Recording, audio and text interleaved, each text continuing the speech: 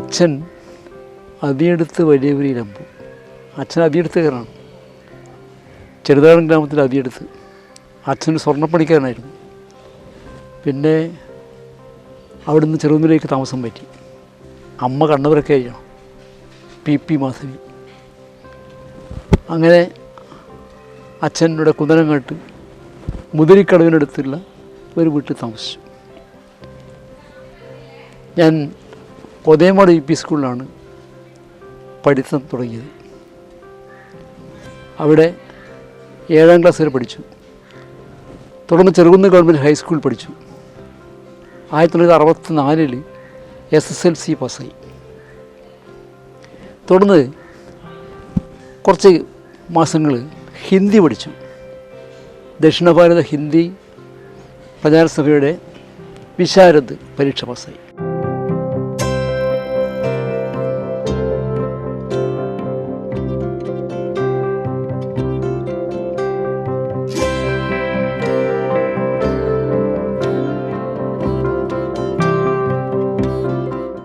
കുന്നനങ്ങാട്ട് സാമൂഹ്യ വിനോദ കേന്ദ്രം എന്നൊരു വായനശാല സ്ഥാപിക്കാനുള്ള പ്രവർത്തനങ്ങളിൽ എൻ്റെ സഹപ്രവർത്തകരുടെ കൂടെ ചേർന്നു.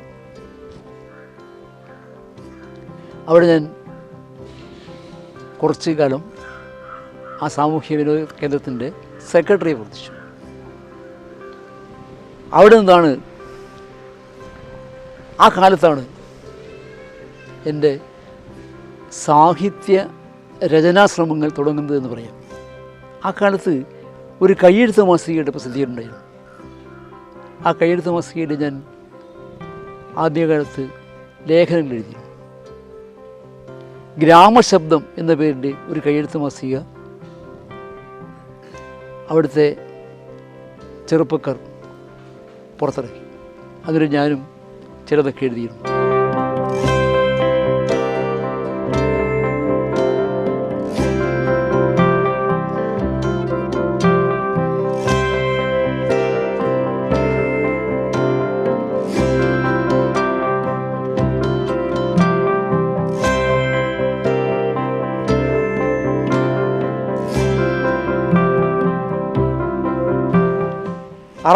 പാസ്സായി, TTC പാസ്സായി. തുടർന്ന് 67 ഒക്ടോബറിൽ താവത്ത് ദേവീലസം LP സ്കൂളിൽ ഒരു താൽക്കാലിക അധ്യാപകൻ്റെ ജോലി തുടങ്ങി. ആ വർഷം മാർച്ച് വരെ, 1968 മാർച്ച് വരെ ഞാൻ താവത്ത് ദേവീലസം LP സ്കൂളിൽ താൽക്കാലിക അധ്യാപക ജോലി തുടർന്നു. ഞാൻ 68 ജൂണിൽ ഒതേമാട് UP സ്കൂളിൽ അധ്യാപകനായി.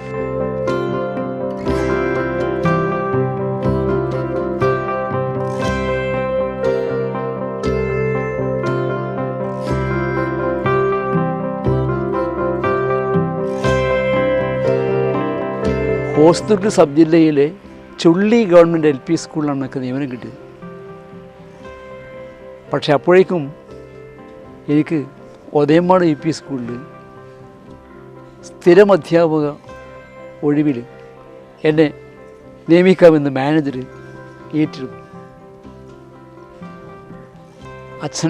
അച്ഛൻ അമ്മ അവരൊക്കെ പ്രായം ചെന്നവരാണ്. അതുകൊണ്ട് എൻ്റെ അമ്മാവന്മാർ, കണ്ണപുരത്തുള്ള അമ്മാവന്മാർ പറഞ്ഞു, നീ പോകണ്ട ചുള്ളിയിലേക്ക്, ഇവിടെ ഈ ഒതേമാട് സ്കൂളിൽ ജോലി ചെയ്താൽ മതി, ശമ്പളം 2 അതുകൊണ്ട് ദൂരത്തേക്ക് പോകണ്ട, ഇവിടെ അച്ഛനമ്മമാർ നോക്കിയിട്ട് കഴിഞ്ഞാൽ മതി എന്ന് പറഞ്ഞു. അങ്ങനെ അവരുടെ അഭിപ്രായം അനുസരിച്ച് ഞാൻ PSC നിയമനം ഉപേക്ഷിച്ച് PSC ജോലി അത് ഇപ്പം നിനക്ക് വളരെ ഖേദം തോന്നും.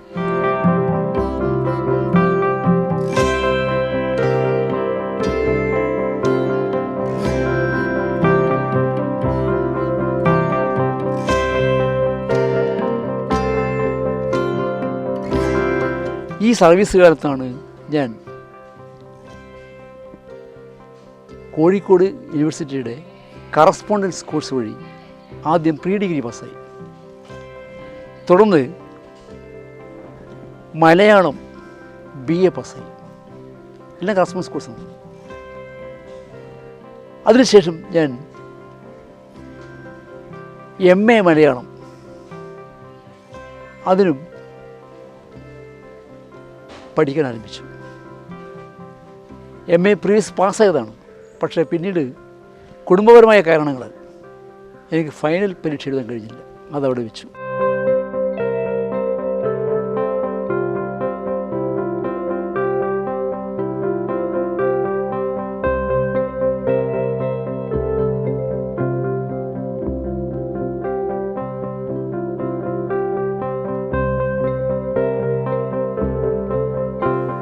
ഞാൻ കുറച്ചു കാലം സംസ്ഥാന സാക്ഷരതാ മിഷൻ്റെ 10ാം തരം തുല്യതാ ക്ലാസ്സുകളിൽ ഇംഗ്ലീഷ് അധ്യാപകനായി ജോലി നോക്കുകയുണ്ടായി. എനിക്ക് ഏറ്റവും ഇഷ്ടപ്പെട്ട ഒരു മേഖലയായിരുന്നു അത്. കാരണം അവിടെ പ്രായമായ ആളുകളാണ് പഠിതാക്കളായി ഉണ്ടായിരുന്നത്. 60 വയസ്സിനും അതിനു മുകളിലുമുള്ള പഠിതാക്കളുണ്ടായിരുന്നു. ഞാൻ ഏറ്റവും ആസ്വദിച്ച് ചെയ്ത ഒരു മേഖലയായിരുന്നു അക്കാലത്തെ ഇംഗ്ലീഷ് പഠിപ്പിക്കൽ. പിന്നെ ഞാൻ 2 വർഷം മുമ്പേ അത് വിട്ടു. അതിനിടയിലും ഞാൻ 2-3 സമാന്തര വിദ്യാഭ്യാസ സ്ഥാപനങ്ങളിൽ ഇംഗ്ലീഷ് ക്ലാസ് എടുക്കേണ്ടായി.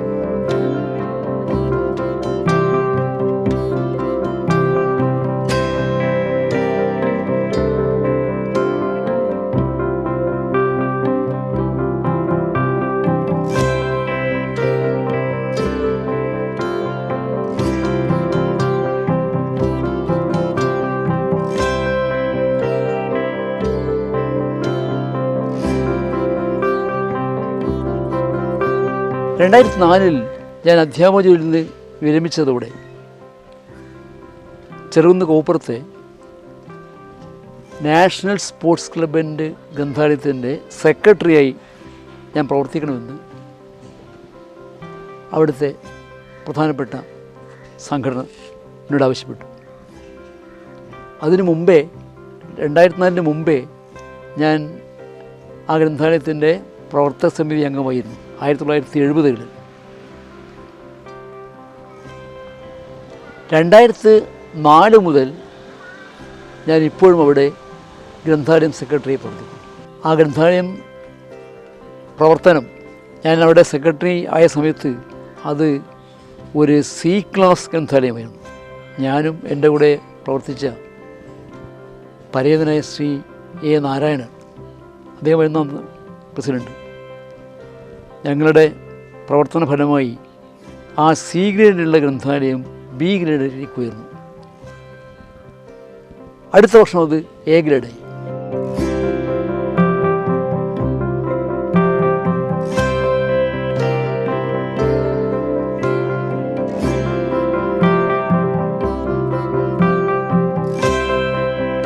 ആദ്യകാലത്ത്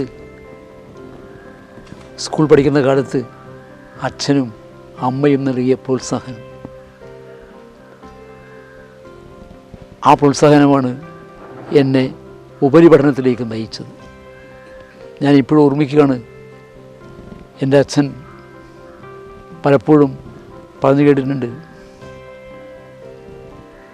ഉദയമാട് UP സ്കൂളിലെ ആദ്യകാല അധ്യാപകർ അച്ഛനോട് പറഞ്ഞിരുന്നു, ഇവൻ പഠിക്കും, ഇവനെ പഠിപ്പിക്കണമെന്ന്.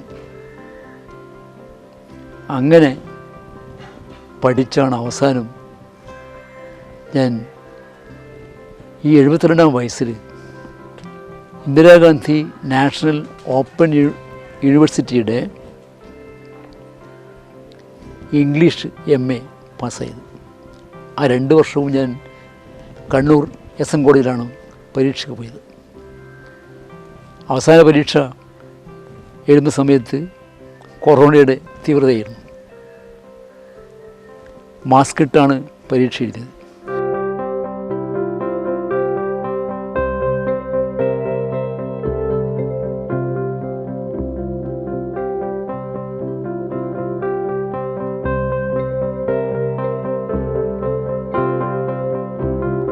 എൻ്റെ ഇതേവരെയുള്ള ഈ 72 വയസ്സ് വരെയുള്ള ജീവിതത്തിൽ ഞാൻ എന്തെങ്കിലും ആയിട്ടുണ്ടെങ്കിൽ അതിനെല്ലാം എനിക്ക് തുണയായി നിന്നത് വായനയാണ്. എൻ്റെ ഈ വീട്ടിൽ 6000-നടുത്ത് പുസ്തകങ്ങളുണ്ട്. ഞാൻ ഓരോ മാസവും പുതിയ പുസ്തകം വായിക്കാറുണ്ട്. വായനയാണ് എന്നെ ഇന്നത്തെ നിലയിലേക്ക് ആക്കിയത് എന്നെനിക്ക് ഉറപ്പിച്ച് പറയാൻ കഴിയും.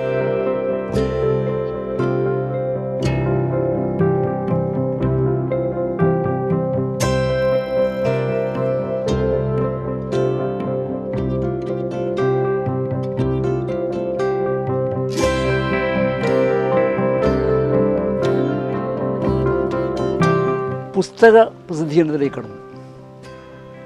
കാഞ്ഞങ്ങാടുള്ള തുളുനാട് പബ്ലിഷേഴ്സ് എൻ്റെ കുഞ്ഞിപ്രാവും കൂട്ടുകാരും എന്ന ആദ്യ ബാലകവിതാ സമാഹാരം പ്രസിദ്ധീകരിച്ചു. അതിന് മുമ്പേ സംസ്ഥാന ബാലസാഹിത്യ ഇൻസ്റ്റിറ്റ്യൂട്ട് ഒരു ശില്പശാല നടത്തി തിരുവനന്തപുരത്ത്. ആ ശില്പശാലയിൽ വെച്ച് ഞാനുൾപ്പെടെ കുറേ എഴുത്തുകാരുണ്ടായിരുന്നു. അതിൽ വെച്ച് കാളിദാസൻ്റെ വിക്രമോർവശീയം എന്ന കൃതി കുട്ടികൾക്ക് വേണ്ടി പുനരാഖ്യാനം ചെയ്യണമെന്ന് എന്നോട് നിർദ്ദേശിച്ചു. അന്ന് ഡോക്ടർ കുര്യാസ് കുമ്പളക്കുഴിയായിരുന്നു ബാലസാഹിത്യ ഇൻസ്റ്റിറ്റ്യൂട്ടിൻ്റെ ഡയറക്ടർ. അവിടെ വെച്ച് ഞാൻ ആ സ്ക്രിപ്റ്റ് എഴുതി തയ്യാറാക്കി. കുറച്ച് കഴിഞ്ഞ് പറഞ്ഞു, നിങ്ങളുടെ പുസ്തകം പ്രസിദ്ധീകരിക്കുന്നുണ്ട്, ഉടനെ പ്രസിദ്ധീകരിക്കണം. അങ്ങനെ സംസ്ഥാന ബാലസാഹിത്യ ഇൻസ്റ്റിറ്റ്യൂട്ട് എൻ്റെ വിക്രമോർവശീയം എന്ന കൃതി കുട്ടികൾക്ക് വേണ്ടി പുനരാഖ്യാനം ചെയ്തത് പ്രസിദ്ധീകരിച്ചു. കോഴിക്കോട് സർവകലാശാല വയോജന വിദ്യാഭ്യാസ വ്യാപന വിഭാഗം എൻ്റെ ഒരു കൃതി പ്രസിദ്ധീകരിക്കേണ്ടായി.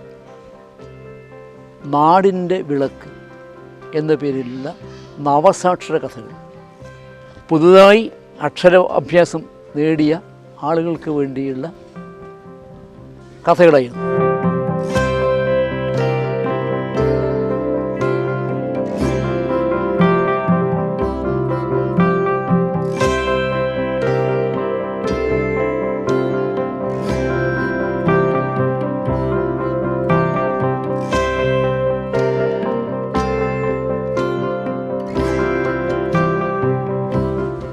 സ്റ്റേറ്റ് റിസോഴ്സ് സെൻറ്റർ ഒരു നവസാക്ഷര സാഹിത്യ രചനാ മത്സരം സംഘടിപ്പിക്കേണ്ടായി. ഞാനതിൽ പങ്കെടുത്തു. എനിക്ക് സംസ്ഥാന തലത്തിൽ 1ാം സ്ഥാനം കിട്ടി.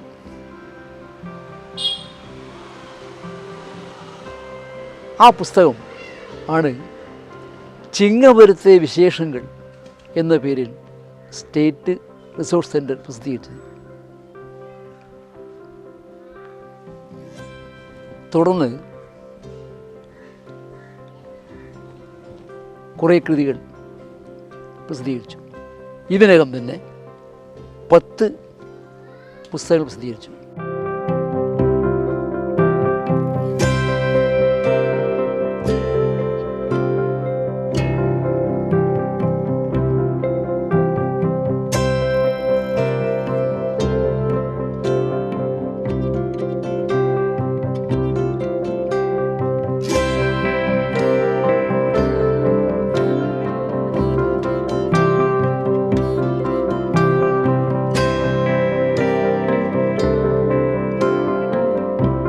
കണ്ണൂരിൽ നിന്ന് പ്രസിദ്ധീകരിച്ച ദേശമിത്രം വാരികയിൽ ഞാൻ കവിത എഴുതാൻ തുടങ്ങി. ദേശാഭിമാനി വാരികയിലും ഞാൻ കുട്ടികളുടെ ലോകത്ത് കവിതകൾ എഴുതി. അന്ന് പ്രസിദ്ധ ബാലസാഹിത്യകാരനായ പി നരേന്ദ്രനാഥായിരുന്നു കുട്ടികളുടെ ലോകം പങ്ക്തി കൈകാര്യം ചെയ്തെന്നാണ് എൻ്റെ ഓർമ്മ. കുറേ കവിതകൾ ഞാൻ കുട്ടികളുടെ ലോകം പങ്ക്തിയിൽ എഴുതി. ജനയുഗത്തിൻ്റെ ബാലയുഗം എന്ന മാസികയിലും ഞാൻ കവിതകൾ എഴുതി. പിന്നെ കുട്ടികളുടെ പല പ്രസിദ്ധീകരണങ്ങളിലും ഞാൻ കവിതകൾ എഴുതാൻ തുടങ്ങി. 100 കണക്കിന് കവിതകൾ ഞാൻ പ്രസിദ്ധീകരിച്ചിട്ടുണ്ട്.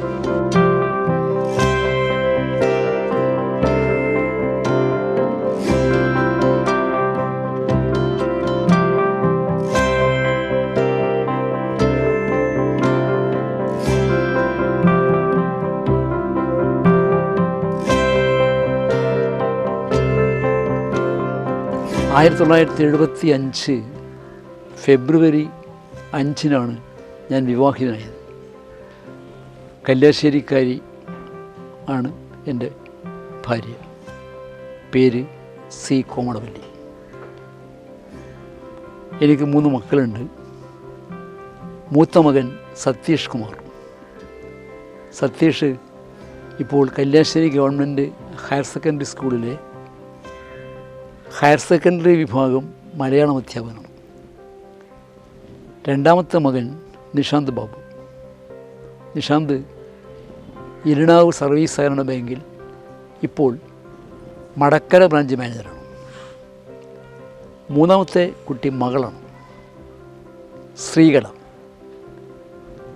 Sreekala Madayi government girls higher secondary സ്കൂളിലെ മലയാളം അധ്യാപികയാണ്.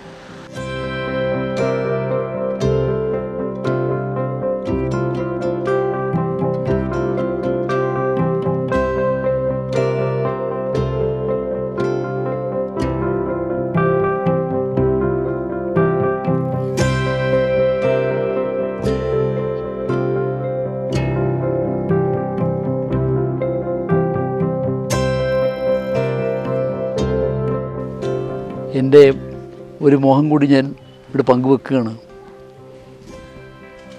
PGയിലെ 1 വർഷത്തെ ഒരു ഡിപ്ലോമ കൂടി ചെയ്യണം എന്നാഗ്രഹമുണ്ട്. ഞാനതിൻ്റെ പ്രോസ്പെക്ടസ് ഇങ്ങനെ വായിച്ച് നോക്കുക. 1 വർഷത്തെ ഡിപ്ലോമ. അത് ഏത് വിഷയമാണ് എന്ന് ഞാൻ തീരുമാനിച്ചിട്ടില്ല. അതിങ്ങനെ പ്രോസ്പെക്ടസ് നോക്കി വരികയാണ്.